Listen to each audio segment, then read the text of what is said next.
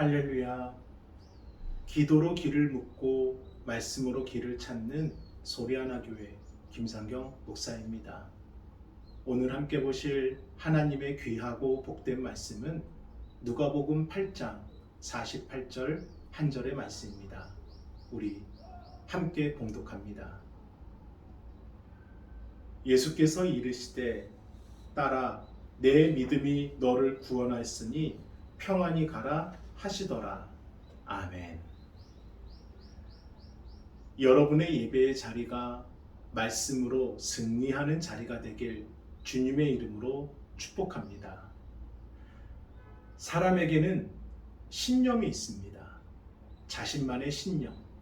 물론 신념 없이 그저 물 흐르는 대로 바람 부는 대로 살아가는 사람들도 있지만 대부분의 사람들은 자신만의 신념을 갖고 살아가게 됩니다.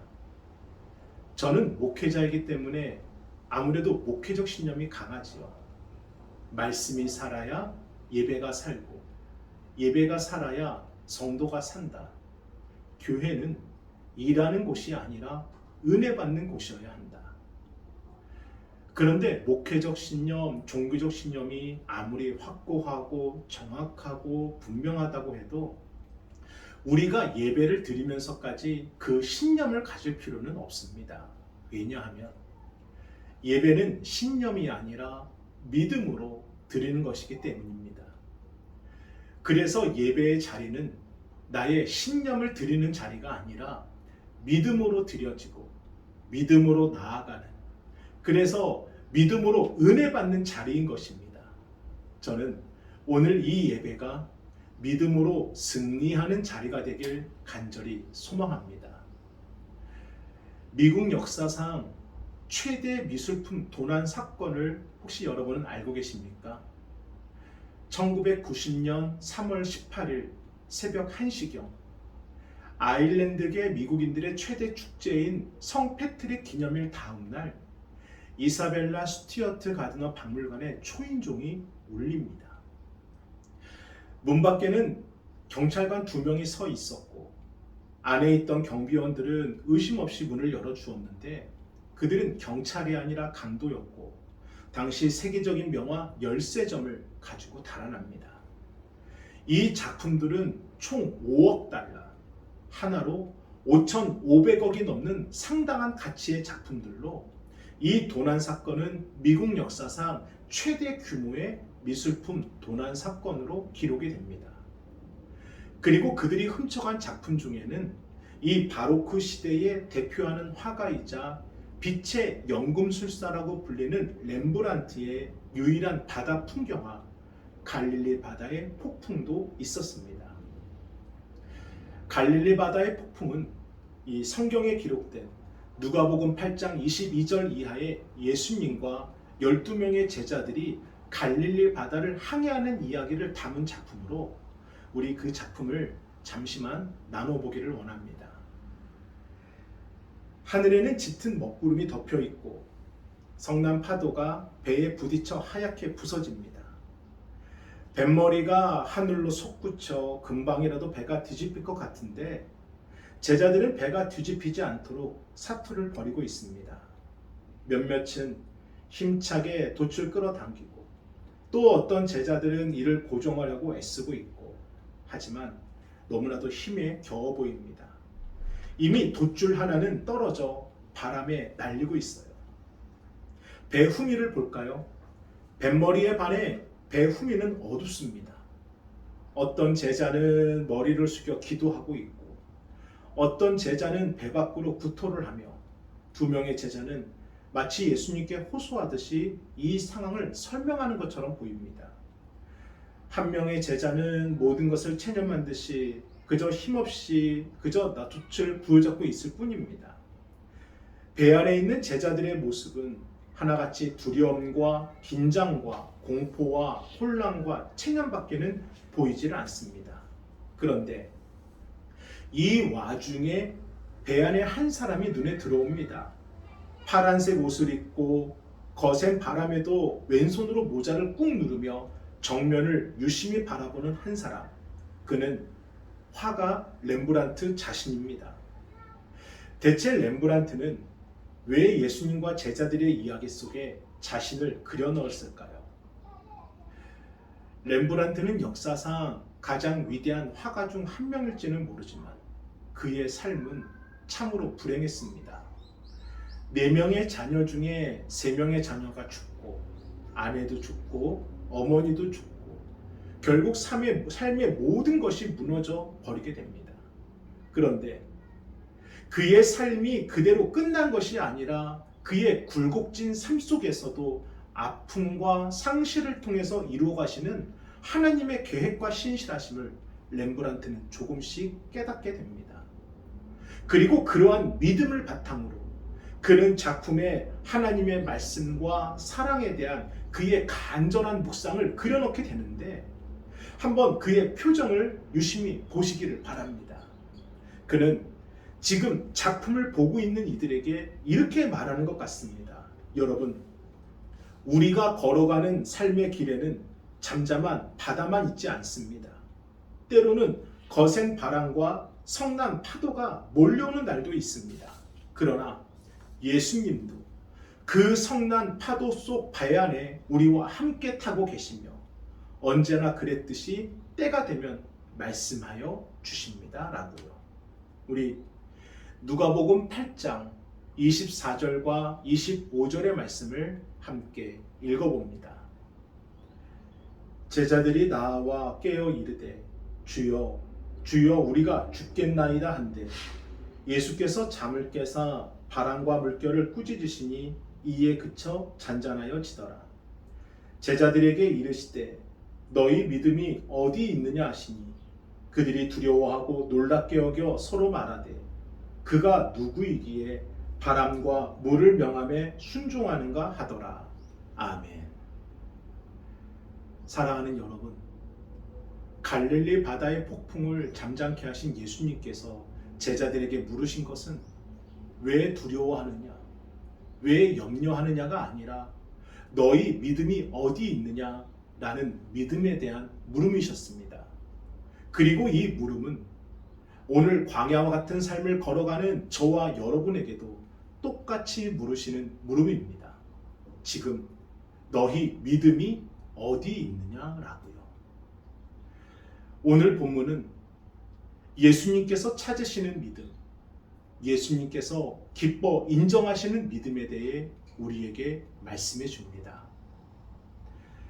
육신의 병이 오래가면 육신뿐만 아니라 마음으로까지 그 병이 전이 됩니다. 그래서 마음의 병이 서서히 사람을 지치게 만들어요.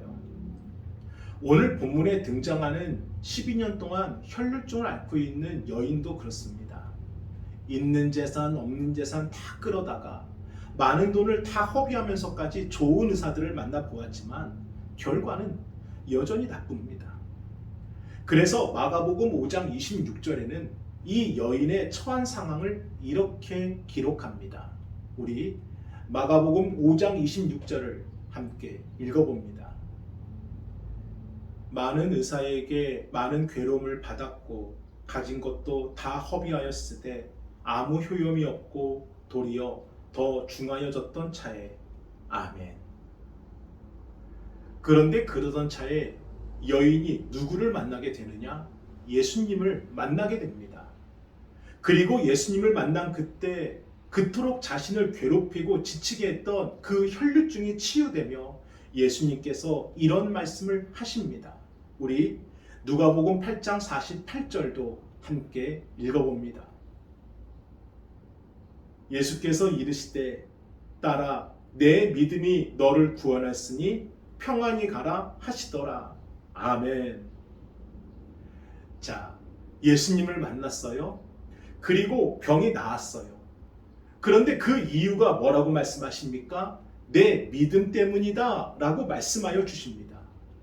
내 믿음 때문에 구원받았고 그 구원함으로 병에서 고침과 자유함을 얻게 되었으니 이제는 평안히 가라는 것입니다. 사랑하는 여러분, 우리도 이렇게 예수님을 만날 수만 있다면 얼마나 행복하고 얼마나 좋을까요?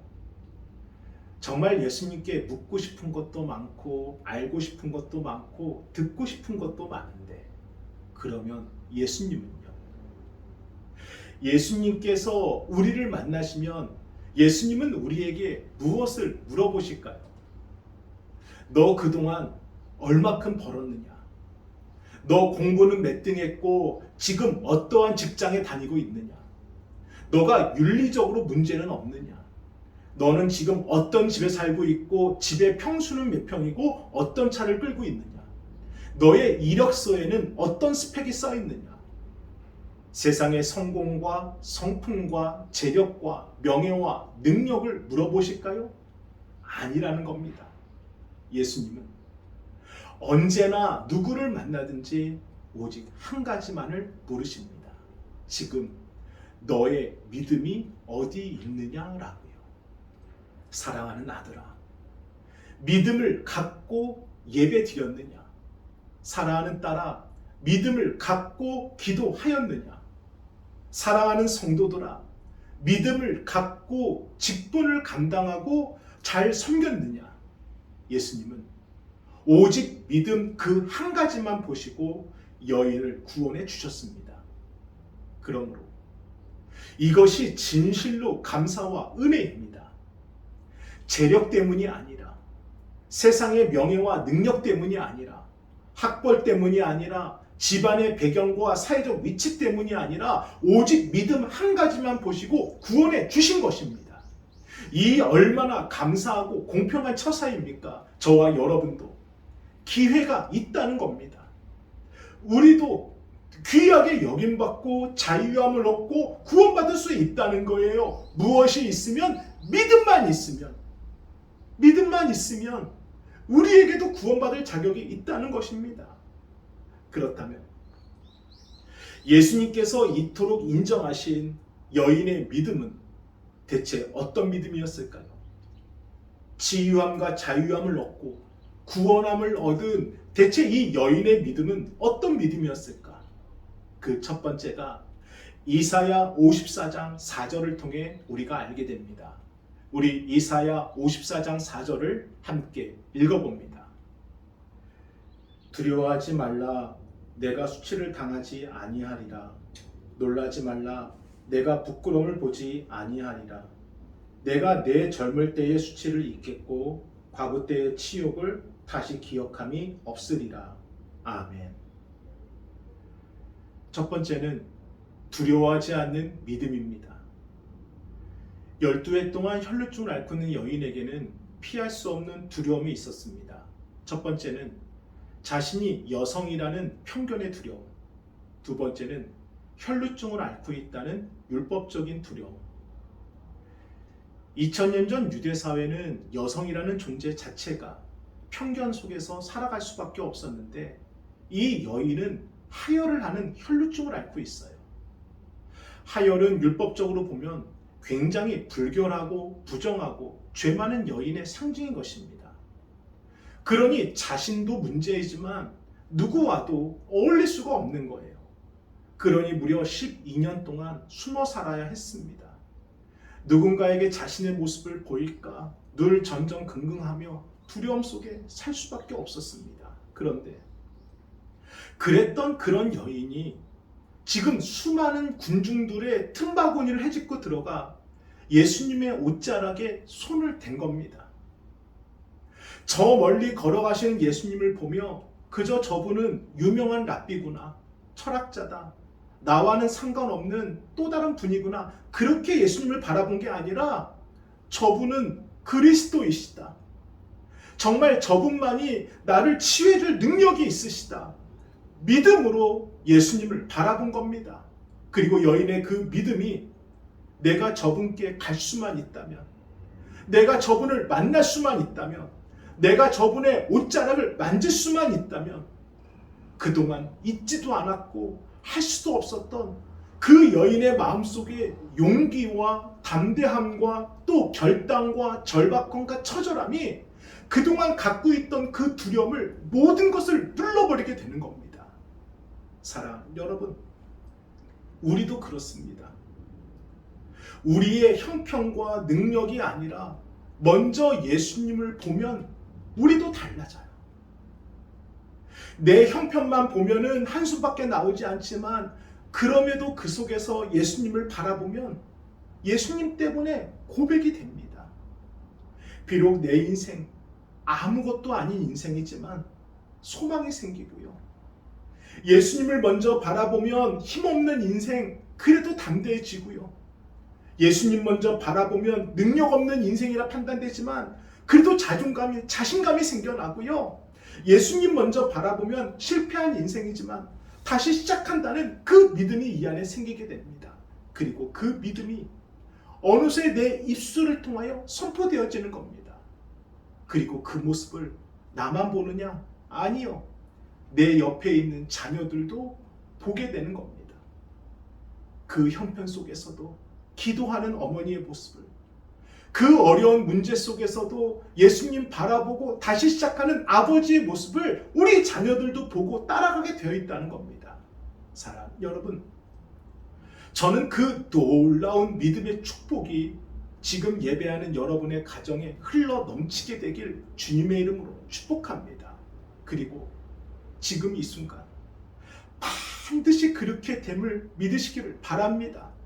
내가 예수님 바라보면 내 안에 믿음이 생기고 그 믿음이 우리의 선포가 되고 그 선포가 자녀에게 이어지게 된다. 그래서 우리 가정은 반드시 그렇게 살게 될 것이다.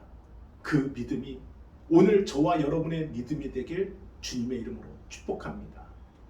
두 번째 믿음은 먼저 달려가는 믿음입니다. 우리 이사야 40장 31절을 함께 읽어봅니다. 오직 여호와를 앙망하는 자는 새 힘을 얻으리니 독수리가 날개치며 올라간 같을 것이요 다른 박질하여도 곤비하지 아니하겠고 걸어가도 피곤하지 아니하리로다. 아멘. 지금 수많은 사람들이 예수님 곁에 몰려들었습니다. 그러면 그들은 어떤 사람들입니까? 대부분이 환자들이에요. 그래서 예수님께 꼭 기도받고 싶고 예수님의 손이라도 한번 만져보고 싶고 예수님을 반드시 만나고 싶어하는 사람들입니다. 지금 예수님이 가장 절실히 필요한 사람들이 예수님 곁에 몰려든 거예요. 그러면 그 수많은 사람들 가운데 어떤 사람이 치유받느냐 하는 겁니다. 간절한 사람, 다급한 사람, 뭔가 힘이 있는 사람, 누군가에게 도움을 받는 사람, 재주가 있고 운이 좋은 사람, 능력이 많은 사람? 아니요.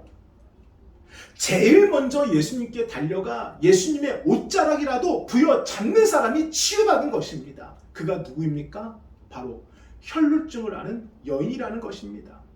사랑 여러분, 내 안에, 내 머릿속에 예수님을 향한 간절한 믿음이 있는 것도 분명 아름다운 믿음이 맞습니다. 그러나 정말 나를 회복시키시고 나를 치유시키시고 나를 일으켜 세우시는 믿음은 그 정도의 믿음이 아니라 예수님을 향해 손을 뻗는 믿음, 예수님을 향해 달려가는 믿음, 예수님을 향해 고백하는 믿음, 삶으로 행동하는 믿음, 입을 열어 아멘이라 할 수 있는 믿음, 그 믿음이 회복과 치유와 구원의 진짜 시작이 되는 믿음이 된다는 것입니다. 처음에 여인은 사람들을 피해 저 멀리 숨어 있었습니다. 하지만 저분이 그리스도이시다. 저분만이 나의 병을 치유할 수 있다라는 그 믿음이 생기는 순간 여인은 예수님을 향해 달려간 겁니다. 속으로만 그저 예수님 고쳐주세요, 예수님 고쳐주세요 그렇게 멀리서 외친 게 아니라 그 믿음을 갖고 예수님께 달려가 손을 뻗고 발을 움직여 자신을 향해서 간절한 마음을 붙잡고 예수님의 옷자락이라도 만진 겁니다. 그랬더니 그 치유하심이 그 여인에게 임하게 된 거예요. 그 수많은 인파 가운데 그 예수님의 옷자락을 만진 여인이 주인공이 된 겁니다. 우리 누가복음 8장 46절로 48절을 함께 합독합니다. 예수께서 이르시되 내게 손을 댄 자가 있도다. 이는 내게서 능력이 나간 줄 알미로다 하신대. 여자가 스스로 숨기지 못할 줄을 알고 떨며 나와 엎드려 그 손댄 이유와 곧 나은 것을 모든 사람 앞에서 말하니 예수께서 이르시되 딸아 내 믿음이 너를 구원하였으니 평안히 가라 하시더라. 아멘.